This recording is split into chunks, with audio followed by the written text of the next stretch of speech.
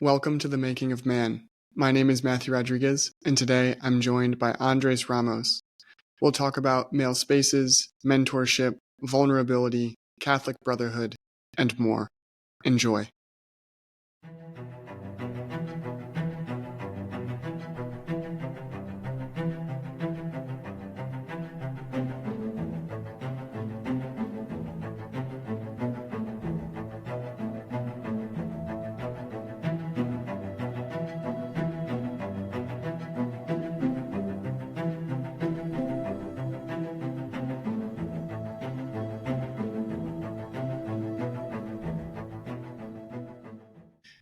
Andres, welcome.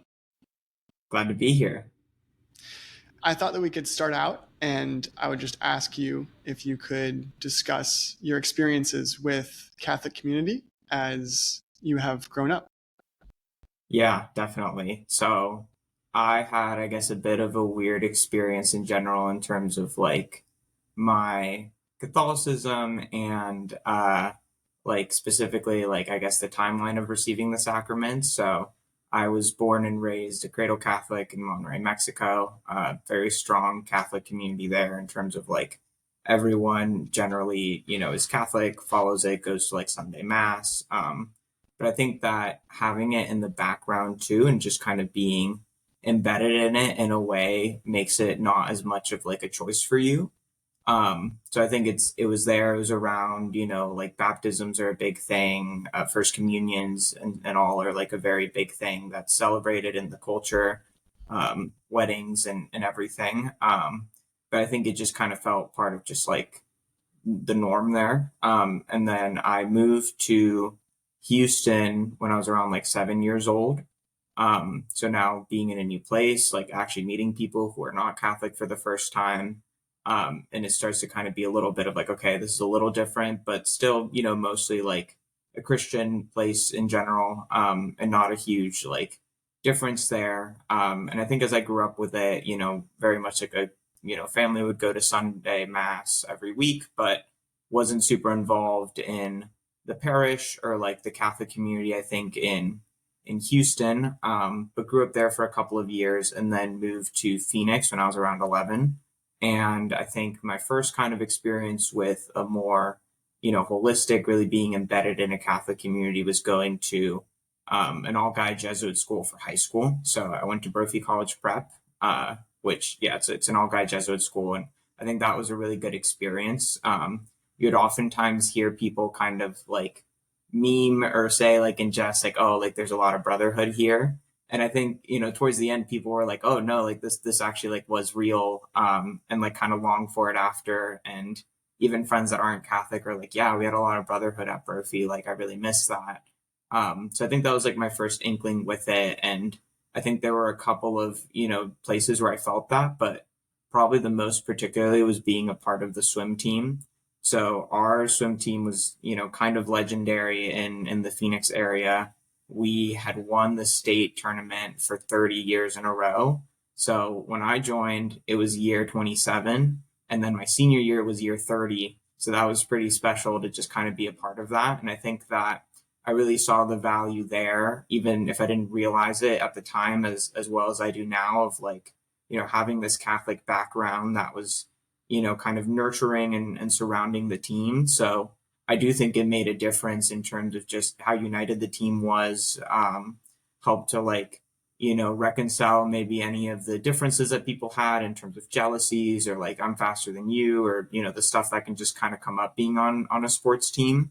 But we would have like a yearly retreat where we would go up to a retreat center that Brophy has, up in the mountains in Arizona, which is really beautiful. And I think just a very positive experience to be able to go there, have mass together as a team, do the more, typical retreat things that you bond over to like start the season. And then we would pray before every competition. It was just generally like a part of what we were doing. And I think that was a really valuable experience, especially in terms of just, Catholic camaraderie and being with a group of guys aimed towards something and working as a team. And it was a very kind of, grounding experience, especially being like a freshman at a new school, being part of this community like automatically. And again, one of those things that now I look back on it, I can really understand it that way, but just you kind of take it for granted when you're going through it in the moment. And then I went to college at the University of Michigan, so a more secular school.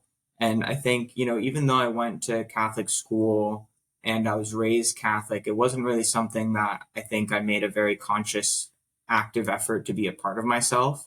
So, to that point of like, it can help to be in a Catholic community at large, but it can also kind of be this thing that you take for granted and is just there. So then if you're not as keen on keeping that up, on practicing yourself, then it can kind of fall away. So that was definitely my experience in college. I think, there weren't like that many Catholic people, or I wasn't very involved in the Newman Center meeting like Catholics like day to day. So I wasn't like a very regular like Sunday mass goer. Maybe occasionally when my parents would be like, Andres, you need to go to mass. Um, but I think what really kind of brought that back was two things. One was during COVID, I went home with my family for like a very long time, and we would listen to like mass online together. So that kind of just brought back the regularity of it. And then once I came back, it just stuck, and then eventually started going to the parish. But I think the other thing was really kind of being convinced of the faith. So I studied philosophy in college. I was in a kind of interdisciplinary major called philosophy, politics, and economics. So I was very interested in all three. But I think that I oftentimes kind of maybe discounted Catholicism because it didn't have the best answers in what I thought at the time for those kinds of questions. But my older brother, who has always kind of been very firm and tough with the faith and very disciplined, and he joined the Newman Center community where he went to college, so he was always kind of like continuing it, and I think like is very intellectual about it. So just having a lot of conversations with him now that we were both at home about these topics that maybe when we were younger we didn't talk about as much, but he grew in his faith a lot in college, where I, was learning more about philosophy and more of a secular approach and was really believing in those things. So I think just having someone that was very firm in their understanding and could share that with me was very valuable. So I think that combination of now being again in a place where I was more regularly, at least listening to mass during COVID, and, having conversations about theology and philosophy was really helpful.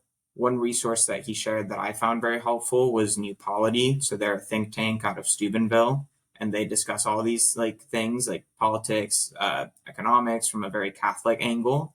And I just kind of started to realize like, oh wow, there really is a lot of profundity to the Catholic tradition. I maybe wasn't exposed to these thinkers and these doctrines that the church has that do address all conditions of man, whether it be political or economic. So I think that was really helpful, but I think coming back, it was still hard to get fully into it because I didn't have a Catholic community. So my senior year, I started to participate more in the Newman Center. And I just found it very impactful that as a second semester senior, still kind of wading back into the faith, I was met with a very vibrant and accepting and welcoming community for someone that like, I think being like on the tail end of your college experience, it can be hard to make new friends, but I did, and I found it very valuable to just have that space and people that were talking about the faith and just starting to kind of envelop myself in that. So once I graduated and was going to move to DC for my job, I was like, well, I need to meet new people. I need to establish myself in a new place. And I just had such a positive experience going to the Newman Center at college that I was like, yeah, this is the way to go once I get to DC. So I think now that I've been in DC and reflected on a lot of those things, I've just found more avenues for that. So I'm a parishioner at Immaculate Conception here in DC. And one of the things that I really value about it is just how many opportunities for young adult events they offer. And in particular, a lot that are for men and for women. So there's a men's Bible study that I got involved with pretty early. And, just an hour on Mondays, talking about different books of the Bible, going through it week by week.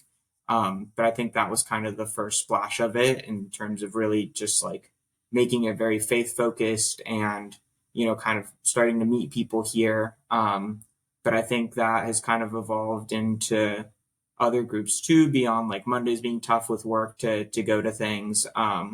But I think the two that have really stood out has been one, participating in the Exodus program. So this is a pretty universal one, but my parish has done it like a couple of years now. So last year was in a group, and then I'm doing it this year in a group too. And I think that was a really great way to just meet other guys at the parish and to have, a very bonding experience through that, of going through 90 days of prayer and asceticism, which you can't do without the fraternal aspect.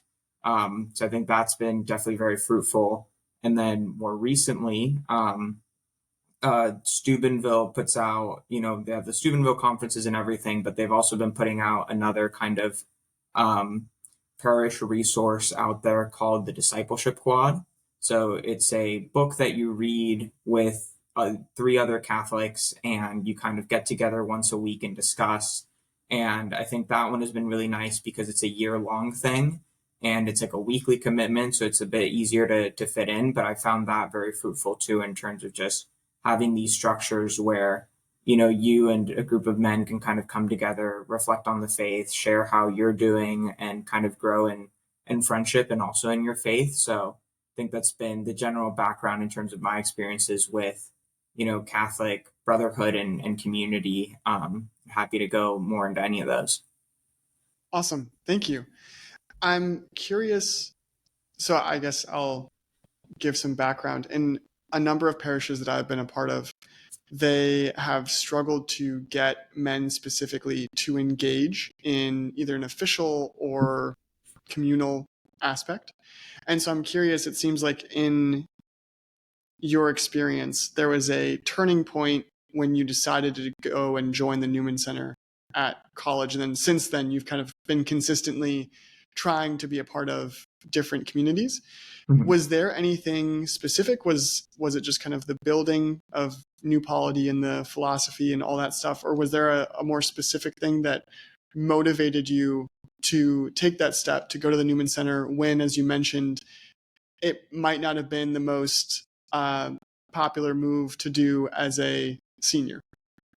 Yeah, I mean, I think part of it, at least initially, was more motivated by a more intellectual understanding and kind of coming to this realization that, like, I can't just do things alone. The faith really is lived in community and best expressed that way. I think that it goes down to our definition as social beings. It's not just something that we do together, or even just being Catholic. It's not just something that you can identify on your own as. It's something that you're doing as a group, as a community, following a tradition. And even that, like a tradition, like you can't do that on your own. So I think as I was kind of, accepting these ideas and kind of um, contemplating, different truths theologically or like philosophically, all of those were kind of undergirded by this idea that, like, this is best expressed in community and best kind of fulfilled with other people. So I think I kind of started to have that inkling.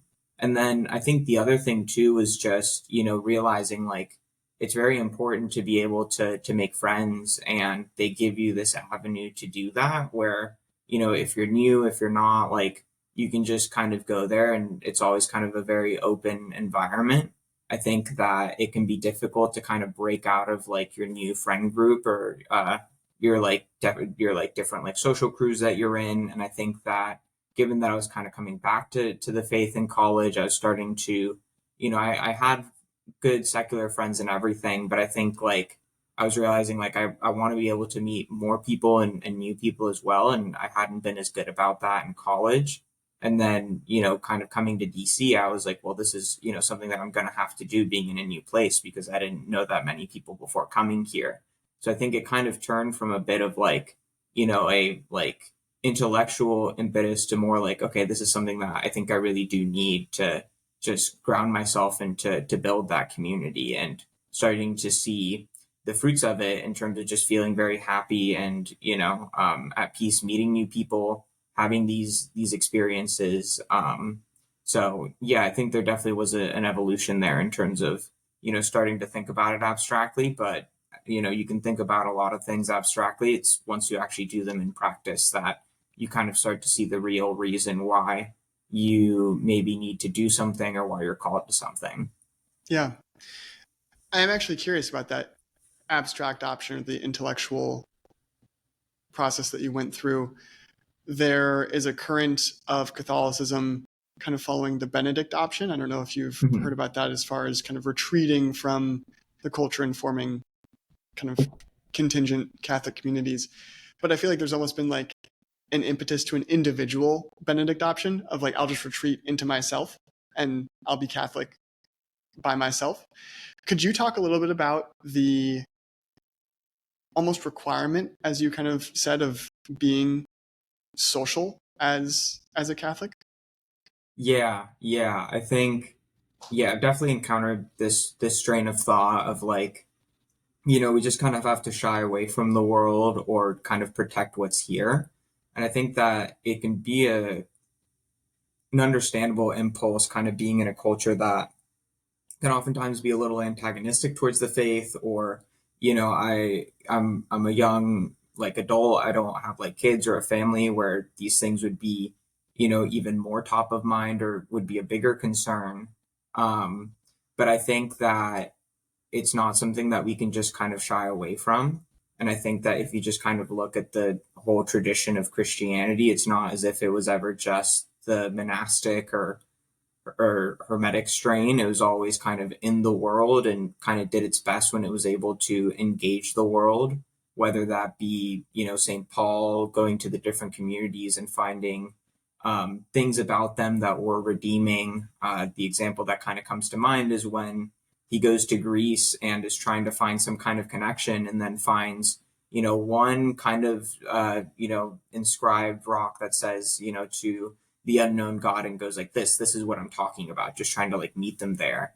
And I think that I myself was also just, very drawn to the faith because it was able to argue and battle with the ideas that were in the world, not just kind of an enclosed off, like, well, this is what we're doing. So, you either get with the program and do this or you don't. I think that the church has always kind of been in the world. And I think that maybe kind of the overarching idea there too is like, in St. Augustine's The City of Man and the City of God, it's kind of, he doesn't just draw this distinction as, one is off in the woods somewhere and the other one is Rome. He kind of talks about how they're very much happening at the same time. And that is what happened kind of historically. Rome fell away and then Christendom and Europe was born out of that. But it was the same cities, it was the same people, they had the same, heritage and background. It's not like that was stripped away. And I think that it's more of an effort of kind of bringing that into the city. I think it can be easy to kind of cultivate somewhere else, but there's obviously fruits of having a city, even in the way that, cities in the past were designed, having a church in the center. Like there's ways that it's been done well in the past. And I think looking to those examples could help us to understand how to do it better today. But I think that ultimately for some people it might make sense to take a more retreated option, whether it be where their family is at or if they're called to do something there, but not necessarily because that's the path that the church at large should take. I think that we still need people to be able to engage with the world, to dialogue with it and take aspects of it that are redeeming and kind of show that, to kind of bridge that gap and not make it seem like such a wide kind of chasm between the two. Awesome. Thank you. Jumping to something else that you mentioned in your background, you mentioned that the high school that you kind of really begin to flourish in, especially the swim team, that was a all boys high school. Yeah. And there's a lot of discussion between like men's and women's spaces, if they're necessary, kind of what benefits do they give. And since you've had the experience, could you speak to that a little bit on if you found that specifically because it was all boys, if that was beneficial, and if you would recommend kind of more of those spaces in today's society and like what they could potentially bring to us today? Yeah, definitely. I mean, I think it is kind of I think it is good to just reflect on those differences, and that they aren't just kind of like individual or person to person, but we all kind of have these differences just based on our biology, the way that men and women interact socially.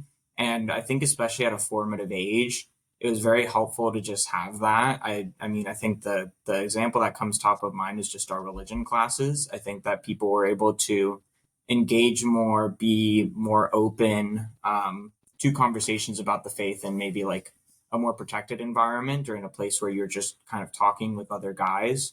And we had female teachers too, so we had a lot of like, leadership from women. It wasn't just a completely like only men and only male teachers, but I do think that there was a value in kind of having our own spaces, and kind of, especially as you're growing into who you are and going through all these changes as a teenager, it can just be helpful to have that space, whether it be for the aspects where men and women tend to bond more. I think that men kind of tend to um, be up to more mischief, I think. And there was definitely an era of that around the school. And I think also just in some of those aspects, like, whether it be, retreats where I think it was a lot easier for guys to open up when there weren't girls around to kind of just take that in. And also to just kind of focus on the value, kind of like we're talking about in this podcast, of cultivating male friendships. I think it can be easy to kind of, live your life in reference to having a girlfriend or finding a girl or being like, socially elevated by the women in your life. But it's also really important to just have very strong male friendships and a strong male friend group. And I think that it helped to cultivate that a little bit, because at least when you were at school, you were kind of shielded from that, and in this space where you could do that. Um, and I think even, for some of the other areas, like in the arts or in theater or in the choir, I think it let guys maybe shine there who maybe would have found that like awkward or not as open to it. So I think it's just, it was really helpful to have that space. And I think for the women too, there's just kind of a value in recognizing that the two aren't in competition, but can kind of have their own space to flourish. And then outside of that, there's opportunities to kind of come together and, see that dance between men and women, rather than it being more of like a competition.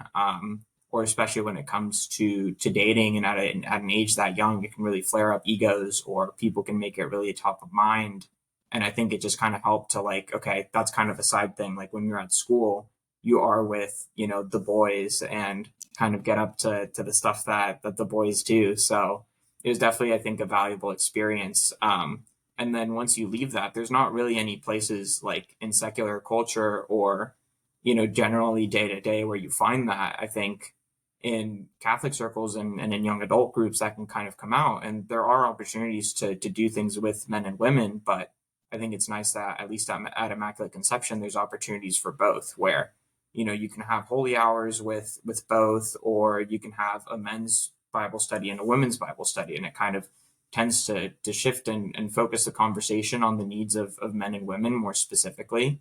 So I think in a way, it's not about kind of excluding or it being arbitrary, but more so just kind of helping to cultivate and to address the things that can maybe be more difficult to between the sexes, where men might need attention in some areas more specifically, and women in others. Mm-hmm. Yeah, I had not had experience with gender specific spaces kind of before I converted to Catholicism, which was actually after I left college. But one of the things that I noticed and appreciated was it allowed me to like accept that there are parts of how I see the world or how I act that are common to like men in general. Mhm. It was my kind of experience that growing up, always being around men and women, everything seems super malleable, or they're just, everyone seems to be doing something a little bit different. And then when you kind of get a concentrated amount of men, or I would imagine a concentrated amount of women, you get to be like, oh, like we just all, we all want to get up to mischief, or we all want to compete. Like it's not just a me thing. This is something that kind of men in general experience, which was definitely a good thing for me to be able to acknowledge. Yeah, definitely. And I think that, there's a lot of kind of animosity between the sexes right now, whether it be talking about, toxic masculinity, or a lot of, I think, men online that are more like quote unquote red pilled, being very pessimistic about the state of women today. Hmm. Um, but I think that oftentimes those things just kind of come out from not being able to actually properly separate the two, and to kind of acknowledge like these are the things that men need to work on and these are the things that women need to work on, but almost like men and women are just one thing, or we're just human. And we are, but I think that that comes about in different ways. And that it's important to kind of acknowledge those differences, like you said, to realize like actually it's not something that's wrong with me, it's just something that like is more particular to men, or more particular to women. I think one of the things that I've kind of, heard and read a little bit about is even just the effect that that's had in terms of like classrooms. So when classrooms started to be integrated, it was more difficult for the boys because, I think the standards that we set are more like, you're sitting and paying attention for a very long amount of time, or you have to, very diligently do assignments or homework. And a lot of guys don't necessarily learn that way. They learn maybe more by doing, or by debating, or asking more pointed questions, and maybe getting up to a little more ruckus. And whereas like women can be maybe more comfortable in those environments and excel in those environments. And it can be difficult because there are people that always break those exceptions, or break the rule in general. And that's not a bad thing. It's just we're all individuals and unique in that way. But you do see that now, kind of as those spaces have become more integrated, and to a certain sense kind of catering to women's needs, I think a little more, because you had these spaces that were more masculine, like universities that were only for men. And then you start to kind of shift that to accommodate women, and then that's not a bad thing. But you do see how now it's reached a point where men are kind of falling behind in those things. Women on average have higher grades and higher graduation rates. So it kind of, I think, goes to show like we shouldn't have this kind of uniform standard for both. There are some areas where that makes sense, but when you start to do that, I think it's easier to get into contention about like, men are failing or women are failing, when in reality we're just different. And that means that there's different things that can help us to excel better, to do better in school, or better in grades, that just kind of come down to being able to identify those differences, and cultivate a space where they can grow, and that they're not a bad thing. It's just about finding the proper way for those to try to interplay. Hmm.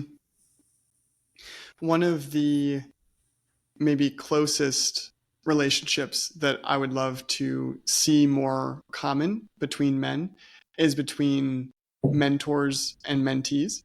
Mhm. And when I talk to men, I see a lot of people go to kind of cultural mentors of the talk about the Jordan Petersons, the Jocko Wellings, the Mhm. David Goggins, these people that are inspiring them and motivating them maybe in a way that they haven't heard before. But one of the things that I loved from your story, where you said you kind of got that from New Polity, which was a more cultural mentor relationship, but Mhm. you also had your older brother, who was a more intimate mentor relationship. And that's really a key that I've seen lacking among men, is we can kind of provide as many cultural role models, and we should continue to provide more. But until there's really that intimate mentor that you can go to, there just isn't enough specificity for your situation. Since that relationship, like with your brother, have you made any other mentors as you've gone out into other social settings? And if so, how have you been able to do that? Or what would you recommend to guys to be able to develop more of those relationships? Yeah, so I think that the first one that comes to mind is Exodus. So oftentimes you might be doing it with people of different ages, or in different, states of life. So it can depend completely on your parish and who's able to do it. Oftentimes it can just be a good experience to do with friends. But last year in my parish, I was in a group that was primarily with married men. So I think that that was really valuable, because they were men that weren't too much older than me, maybe like less than a decade older. But we're still kind of in a different point in their lives, where they were, one of them got engaged during Exodus and then married shortly after, or two others were married, one had a baby during Exodus. So I think it was just very helpful to kind of like have this space where like, it can be difficult to have kind of like not intergenerational, but like, friendships with people that are older than you and younger than you. So I think even in those spaces, it was really helpful to just kind of see like, okay, here are people that have, been in the workforce for a little bit longer, are in more serious committed relationships. Like, what are they looking for? What are they valuing? So I think that those guys, just by going on that experience, I learned a lot from them in terms of, how they, now years down the line were practicing their faith, how they had grown. They were able to speak about, their experiences in college and afterwards, and just kind of hearing tidbits from that. And even just being able to observe, like, their relationships with their spouses or their fiancés, to seeing them at mass or like seeing them at retreats, and just kind of being able to have people that were a little bit older but similar enough, and in a space where you could kind of talk about those things, or they would just share those things because that's where they were in life. So I think that those guys definitely helped a lot. I think the other thing too has just been, I think that priests can play a really big role in this. So Father Charlie at Immaculate Conception, I think, has also just been a good mentor in the sense that, like, he's a bit of a younger priest, but obviously older than me, and I think just being able to hear homilies that I think are also very targeted to the population. I think that oftentimes when I was going to mass, we would go to wherever was maybe most convenient or more like a family parish, but it's been very helpful to go to a parish that is more focused on young adults. And I think that his homilies definitely kind of reflect that week to week, and is talking about things that we're going through in this generation. And I think that being able to kind of, rediscover that role that priests do have of being mentors and spiritual guides in our community. And, whether that be seeing him at events or being able to talk to him one-on-one about different things. I think that that's been helpful, just finding this thing that's already kind of baked into the Catholic community, whether it be the older members in your parish, or the priest himself. I think that those are two areas that helped. Or even in the men's Bible group too, there are guys that are like fresh out of college, like have been doing this for 10 years. So I think that those communities kind of help, because it's not just, your group of buddies that you're sticking with, but you're kind of opening up to the broader community. Mm-hmm. It's funny noticing a theme, maybe besides the priestly mentorship, which I think is a great call out, but to notice a theme of what men's groups form around. And this is something that I've heard talked about before, but men's groups typically form around like an activity. So you mentioned like Exodus 90. So like there's an activity that you guys are all kind of doing, and then simultaneously you're having conversations and you're building the fraternity. Or there's the Bible study, which is the activity, and then simultaneously there's the ability to come together and share your experiences. And I found that to be really helpful in thinking about how to create spaces for guys to interact with each other, Mm-hmm. is to kind of focus on or look to join a activity that you're going to, and then in that activity kind of experience or expect to have that camaraderie. Versus, I think, going back to maybe the differences between men and women, I think women are more comfortable meeting with the intention to talk, whereas men kind of want to meet and then be beside another guy doing another thing, and then, oh, by the way, here's my story. So that's interesting to see that theme even in the experiences that you had. Yeah, no, I definitely relate to that a lot. And that was something that, as I was thinking about the different Catholic communities that I've been in, that kind of was a line between them, just being like, yeah, we were always kind of doing something.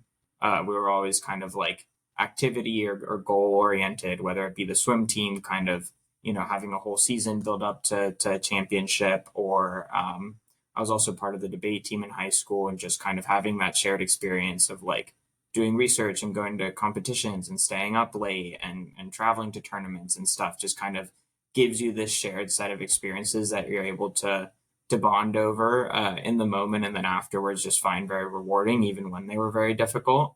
And I think that, part of what can be both challenging but also very good about Catholic communities, and especially these kinds of groups that are more faith based, is that it does kind of require you, by the structure of it, I think, to to be honest with yourself, and then to then be able to kind of fully participate with other people.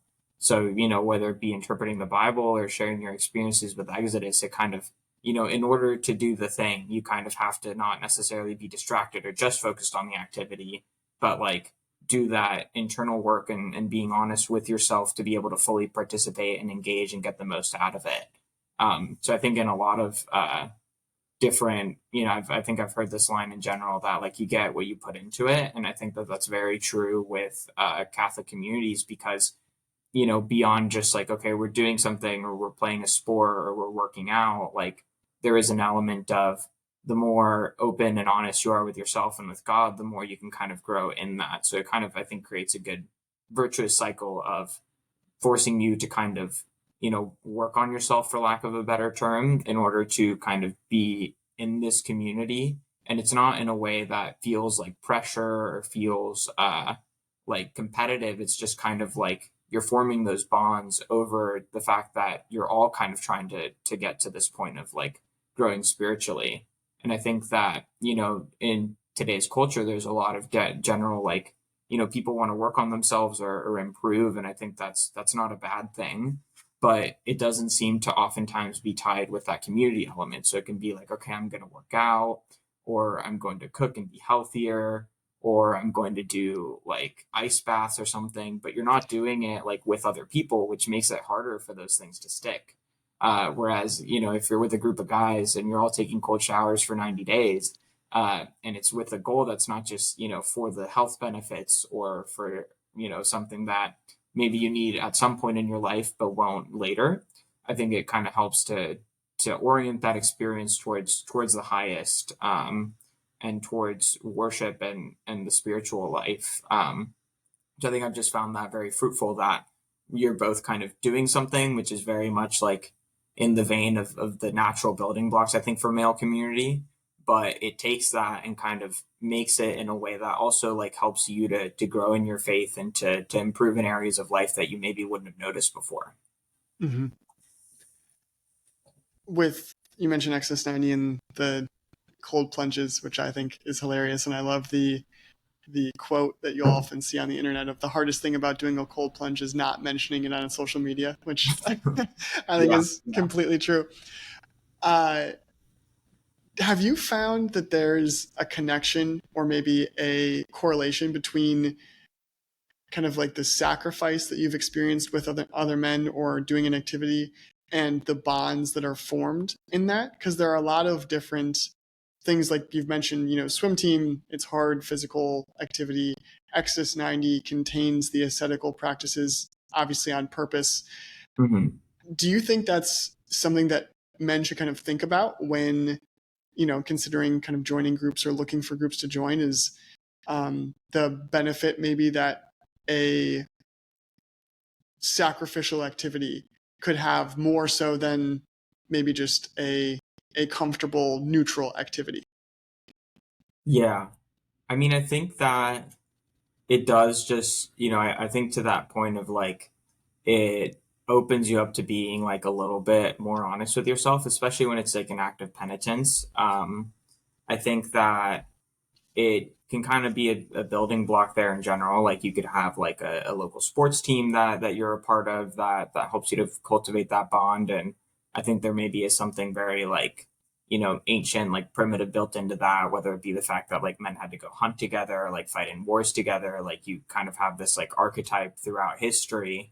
But I think it's like the fact that it was kind of oriented towards the same goal is what helps to unify it. It's that you're kind of sacrificing for a goal together. And I think that now there's not that many things that you necessarily need to sacrifice to get in general. Like you don't have to go hunt to go get food, or war to like defend your family or community or something. So I think in an era where we have a lot of comforts in the world and don't necessarily have to, it does, I think, add an extra layer because you can be doing other things, but they won't necessarily have that like common good behind them, or it's just limited to that thing. Whereas I think when it is an act of penance or it is kind of oriented more spiritually, then it can have, I think, more fruits in terms of just forming a spiritual bond rather than just like a friendship where you kind of understand that struggle that someone else went through in their faith too. And I think that, I think kind of when I was coming back to it, to the faith, it was kind of difficult even at the Newman Center because I wasn't doing something like that. It was just kind of like the more social aspects. And there was a group of guys that was doing Exodus 90. I just hadn't gotten into that at the time. But I think that even those very fruitful, it was kind of like, I would almost even think to myself, like, how did they get there? Right? Like how are they now doing Exodus 90? Like, how have they kind of gone through this throughout all of college? Like, it did kind of make it a little bit harder to open up about those kinds of things. Whereas I think that when you're doing it and kind of acknowledging, like, yeah, this is really difficult. It can be very difficult to like get your daily prayer in every day or to really stick with your Lenten disciplines.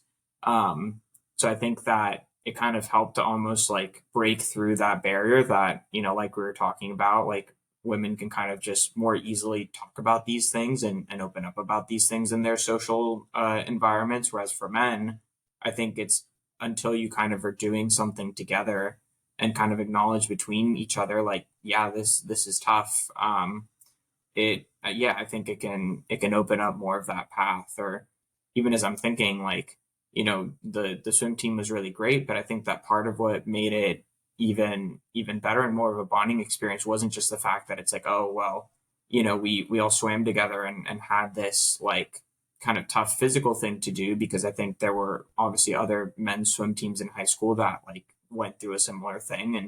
And the sport is divided into like men's and women's, so you still do kind of primarily have a little bit of separation in those spaces.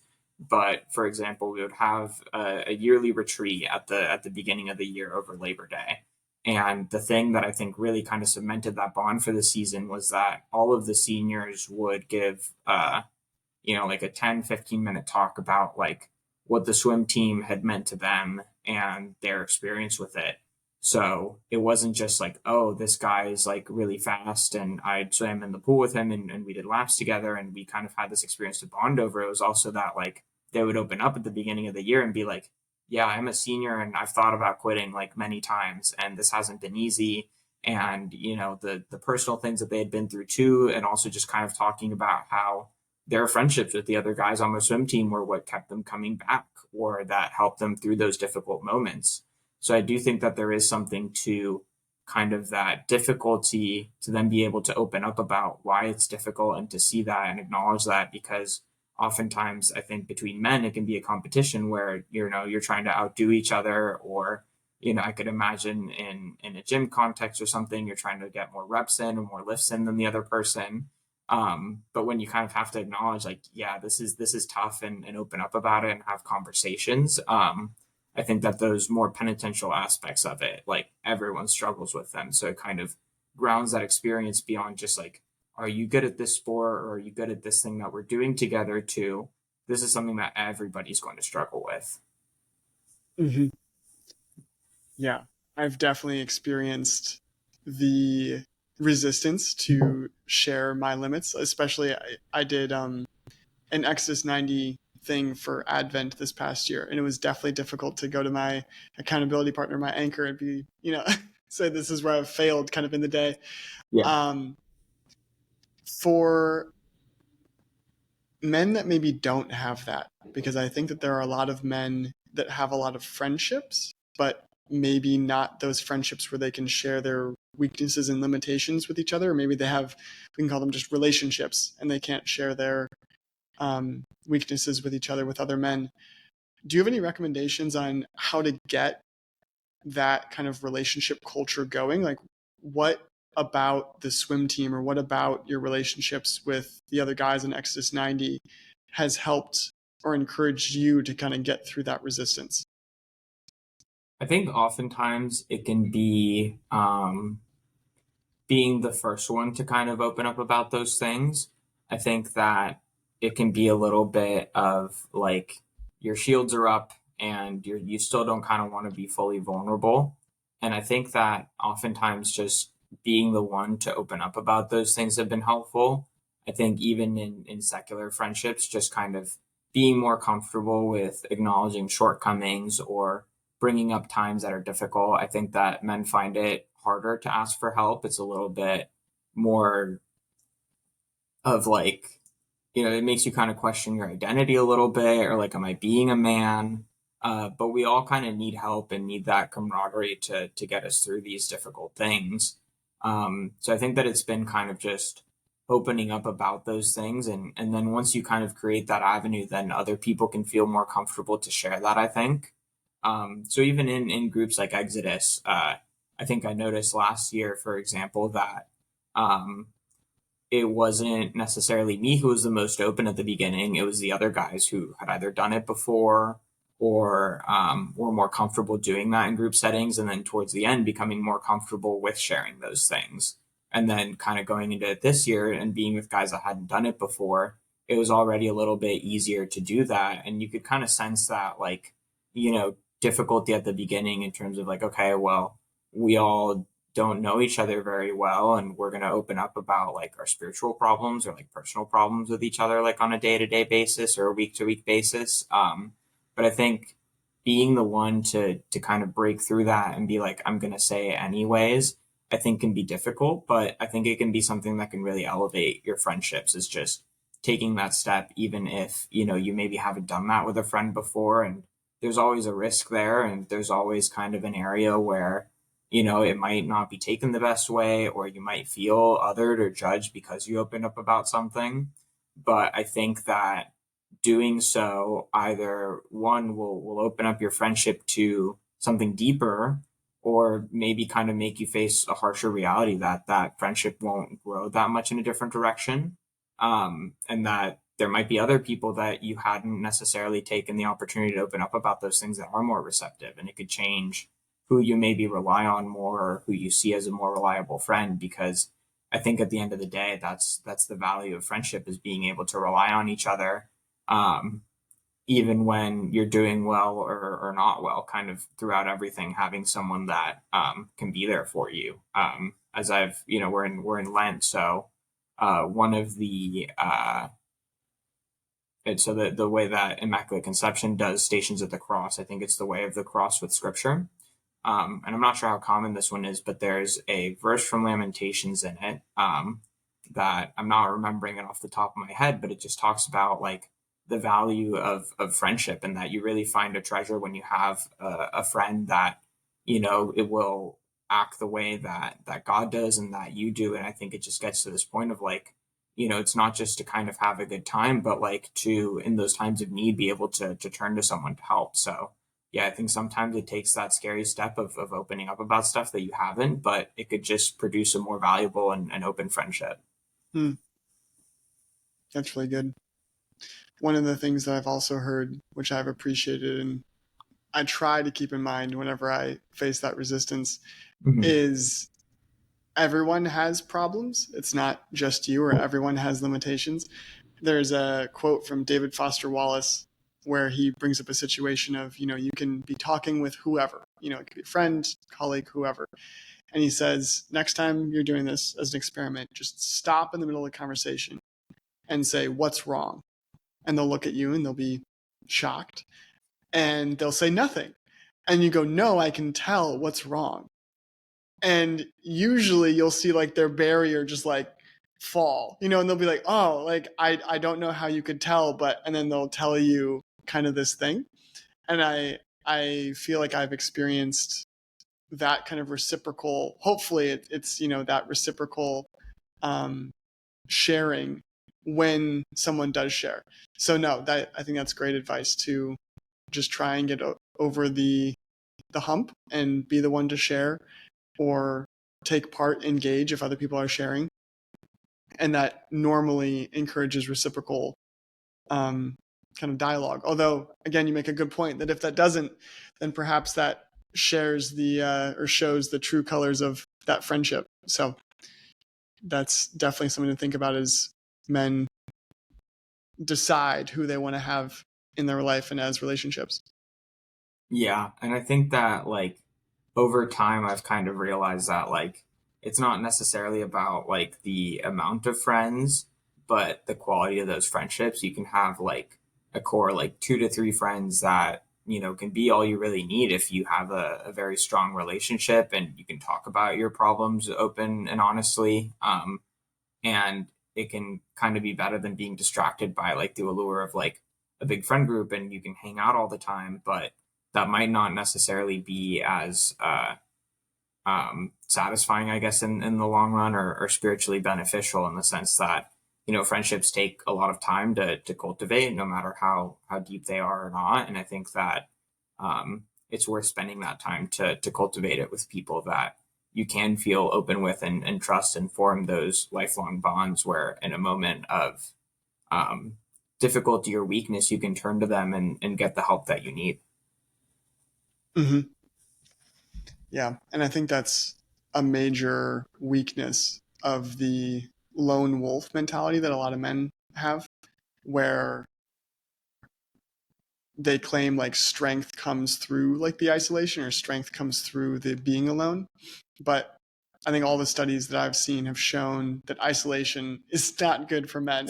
It's not good for anybody, but it's not good for men. And I mean, experts are kind of talking about this coming wave, or it's kind of already here in some regards, of a wave of isolation kind of starting or maybe being shown by the pandemic, and how Mhm. isolated people were, and um, how once those shared spaces of work or school were kind of taken away, how many relationships you were left with that you kind of had to fall back on, as you mentioned, and be in person.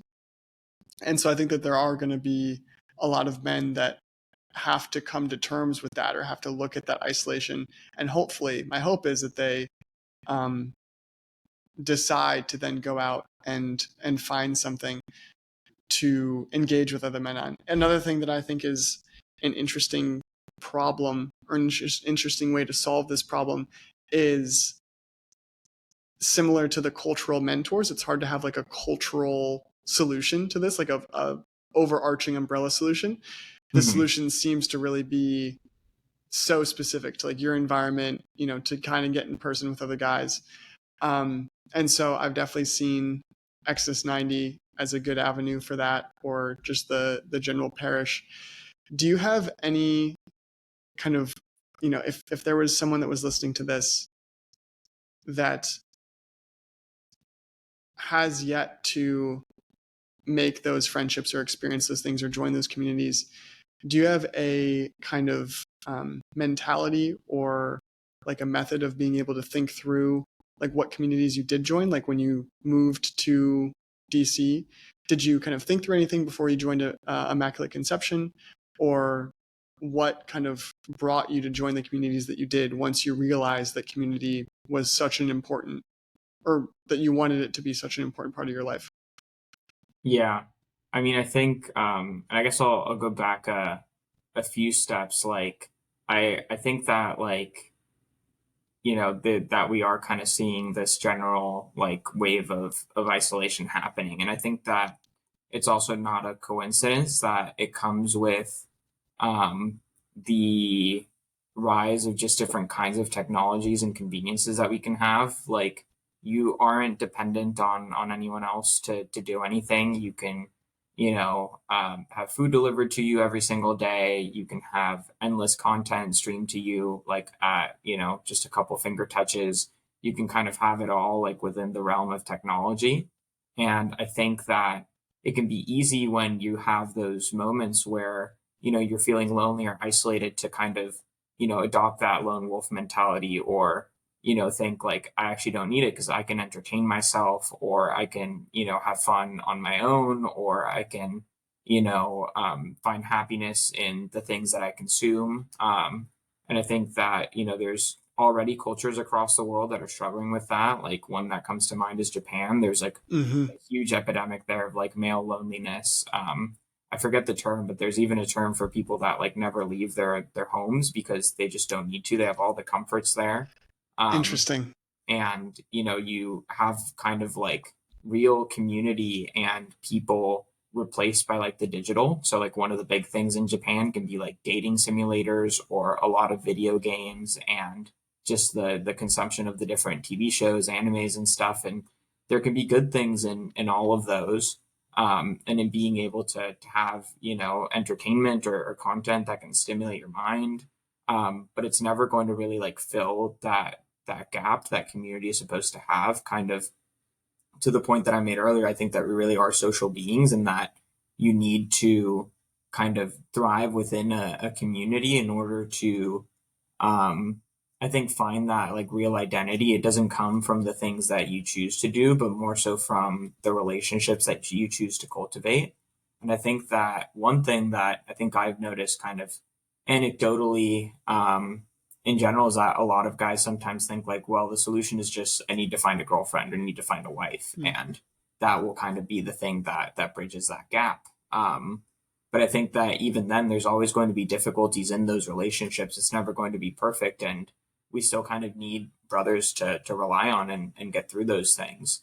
So I guess to kind of go to that point of like, what do you do if you haven't really found that community, or um, haven't like found those people specifically? I'd say the first one would just be to like try to be more involved in the parish community, like acknowledging that not all parishes have young adult groups or a men's Bible study, but hopefully there's still people that are regular parishioners that parishes tend to at least do some kind of events or like service events as well.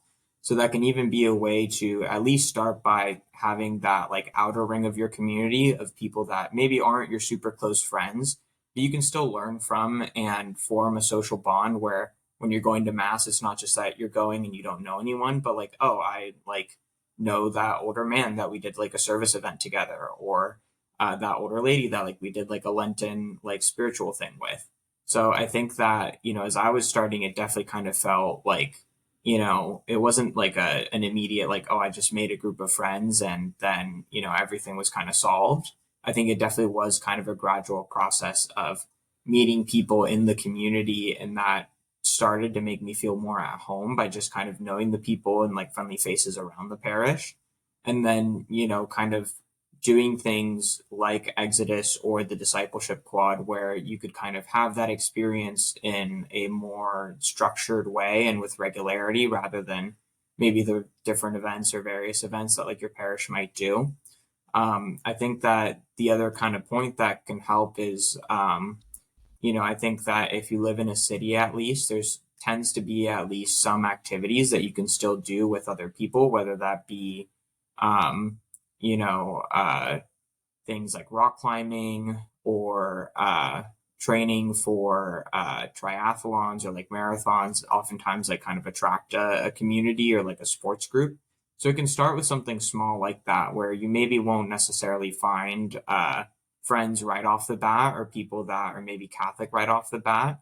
But I think even if you're kind of in that in between state and trying to figure it out, it can help to just kind of realize like, where can I, outside of the things that, I could do any day or just kind of control or consume, where could I still find people that like I have a good time with? Because I think more often than not, we find those things to be more satisfying and more enjoying in the long run. Like, I don't think that like, I remember like, oh, I had such a good time when I was like binging some TV show, versus like going to a community event or going to a service event and being like, no, this is really like impactful. And you can kind of form those connections with people, I think, by just kind of being out in the world. And I think kind of changing my own inner mindset of like, no, I'm not going to find that by just doing the things that I want to, but trying to find community in something where I'm doing something at least with other people can help.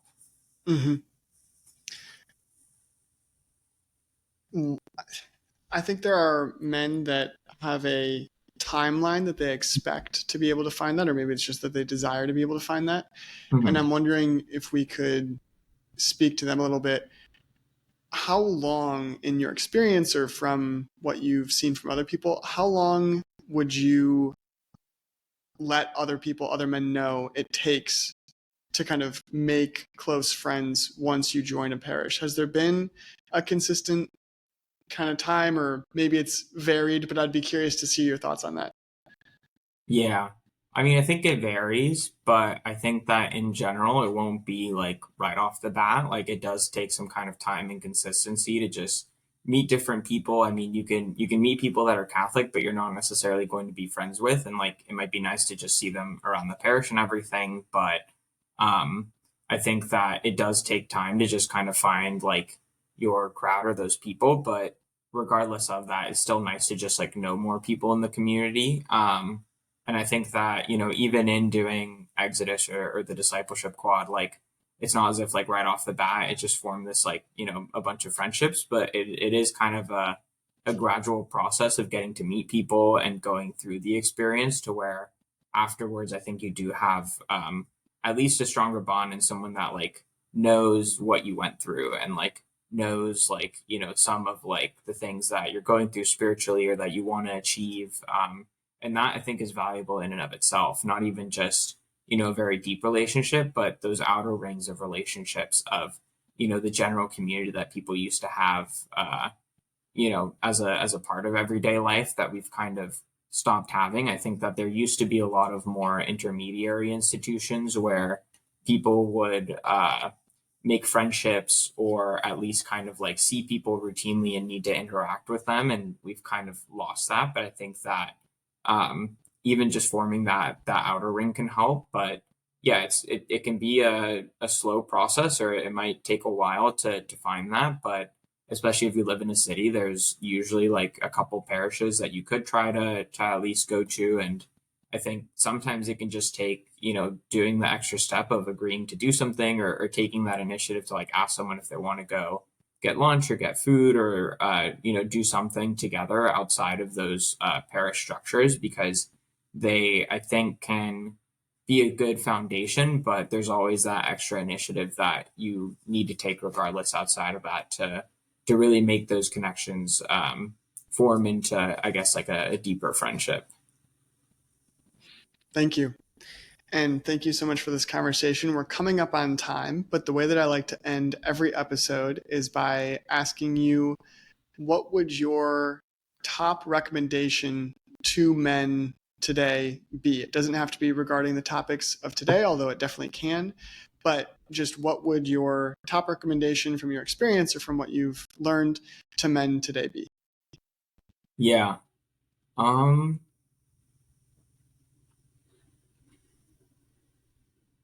I guess I would say that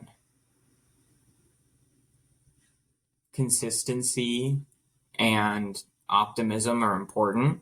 It can be easy to try to start something and, feel like, oh, this isn't necessarily going somewhere, or I'm not really meeting as many people as I thought I would. Um, but I think that consistency is the big thing that kind of helps with community, is just kind of being able to go to something, and you might go to, a men's Bible study once and not really meet anyone, but after you go for a couple months, other people kind of come and go or join, and that can kind of help to just broaden your horizons. And I think just optimism, because um, it can be difficult to, I think when things are in the real world and you're interacting with people, it's not going to be as like satisfying immediately or the way that you want it. I think that we've kind of grown accustomed to getting things our way and the way that we want it. We can kind of structure our lives to be very particular. But I think part of, growing in the faith and growing in friendship with other people is being able to kind of break out of your own comfort zone a little bit and meet people where they're at too.